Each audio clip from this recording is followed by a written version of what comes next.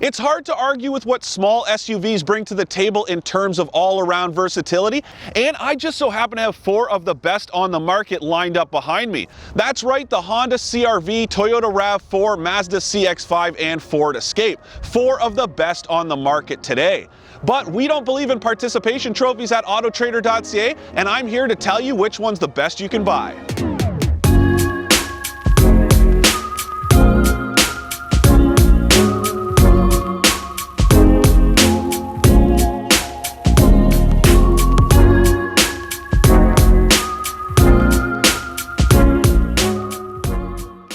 Let's kick things off with the Ford Escape since it's the newest vehicle in this competition.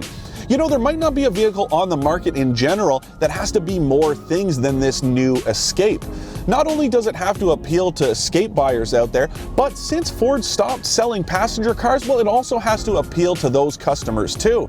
People that used to be able to get a Fusion or a Focus no longer have those options, and so this thing is where Ford is going to try to put people. And in that way, it just feels a little bit compromised. Compare it to something like the CR-V. Since Honda has such a robust lineup, the CR-V doesn't have to be anything other than a small SUV. But with the Escape, it has to appeal to car people as well as SUV people, and in that way, it is a little bit compromised. Now let's talk about space inside. As you can see, it's pretty roomy. I'm definitely not constricted in any way. I have full range of motion. I have good visibility all around. The same can be said about the second row. It's pretty roomy, but the cargo area is a little bit smaller than the CR-V and the RAV4. It's not going to leave you high and dry on most days, but moving, going camping, or carrying sports gear could be a bit of a problem. In terms of how it rides, well, it's not the most comfortable that we have here, but there's nothing wrong with it, and it's pretty good at what it does.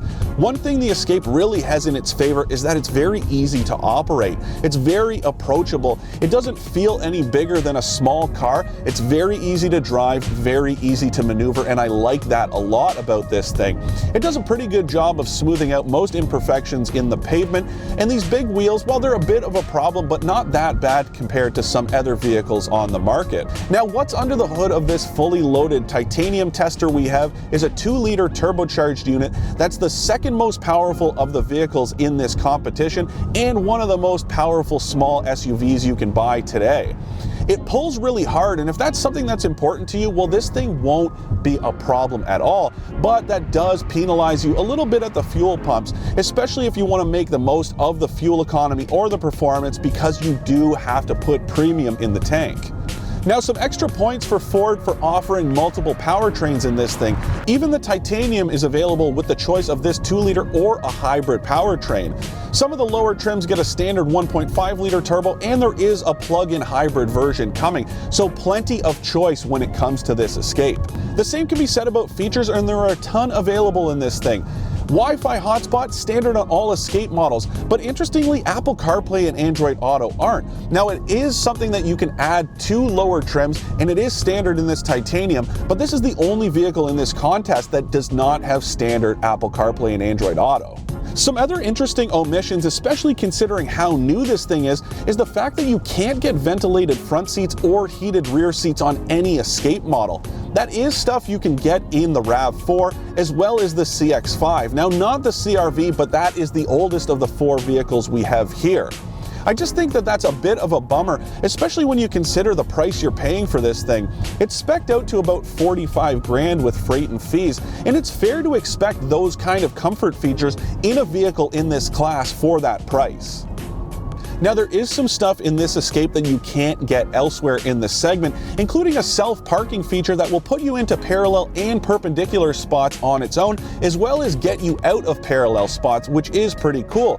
There's also Ford's fancy foot-activated tailgate that lets you operate it by just waving your foot underneath. Pretty cool stuff, and it's something that only the CR-V offers. But how much that means to you, well, that's your choice. I personally would rather see my money spent getting those ventilated seats and heated rear seats, but maybe that's just me.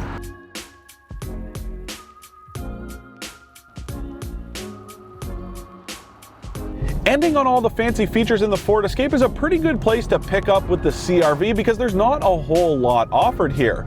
Yes, all CR-V models get Wi-Fi hotspot, and this thing does have that foot-activated tailgate that's similar to what's offered in the Ford, but otherwise there's not a whole lot here in terms of tech appeal. So what are you getting for the money? Well, you're getting one of the roomiest vehicles out there, and definitely the roomiest in this segment. Yes, headroom is a little compromised up here with the slope of this windshield, but in terms of the cargo area in the second row, well, the CR-V is second to none. Now we'll go into some more detail later on to show you exactly what's offered in the cargo area, but there's about 1,110 liters of space with the rear seats upright, which is massive, and 2,150 liters with them folded, which is crazy, and it's usually what you get in a bigger SUV. Now the CR-V is only offered with one engine and transmission pairing, and that's a 1.5 liter turbo paired with a CVT, and it's definitely a weak spot in this thing. Power's adequate on paper, but it doesn't feel that way when you get your foot down. It's really slow to get moving, and there's no way to shift manually, so if you need to pass on the highway, well, you're on your own. The engine in this thing is really loud and clattery, and the same goes with the CVT. It really drones under heavy acceleration. The trade-off is that the CR-V is one of the most fuel-efficient SUVs in this class, and the best part is it does not use premium gas. This thing runs on regular, which will really help your pocketbook. The drive itself is pretty comfortable, but it's also pretty ho-hum. There's nothing spectacular about it. You're not going to go around telling people how great your CR-V is to drive, but it's not complicated, and that definitely is a plus in this segment. Now, another area it loses points is in interior materials. Even in this fully loaded touring model, there are some cheap materials, especially this plastic that's painted to look like wood. There's the same thing going on in the Escape with some plastic painted to look like wood, but it doesn't stand out as much as it does here, and it really brings this thing down market and doesn't feel like a top trim. There's also no ventilated front seats, but there are heated rear seats, so rear seat passengers will be happy in this fully loaded model. Some extra points go to Honda for making its Honda Sensing suite of advanced safety features standard. That means adaptive cruise control, lane keep assist, lane departure warning, automatic emergency braking, all that good stuff is standard on every CR-V model. And you know, I do have to say that means to me more than any gimmicky self-parking feature or a sliding rear seat or a tailgate that you can open with your foot. Safety is paramount no matter what vehicle you drive, and I really appreciate Honda going the extra mile to making sure its safety features are standard to all customers. Which brings us to the RAV4. Now, before we head out for some driving impressions, I thought this would be a good opportunity to take a look at what we have going on behind this tailgate, as well as the rest of the competitors we have with us today. And as you can see, it's a big and boxy area in this Toyota. There's about 50 liters less space than what you have in the CR-V with the seats upright, and about 175 liters less with them folded. But like I said, it's a big and boxy space, and it's easy to accommodate all kinds of stuff. The same can be said about the CR-V, but it manages to look and feel much bigger. It's also got this very low liftover height, which makes it easier to put heavier items inside and not worry about straining your back. Now, moving to the Mazda CX-5, this is the smallest we have with us today and one of the smallest on the market.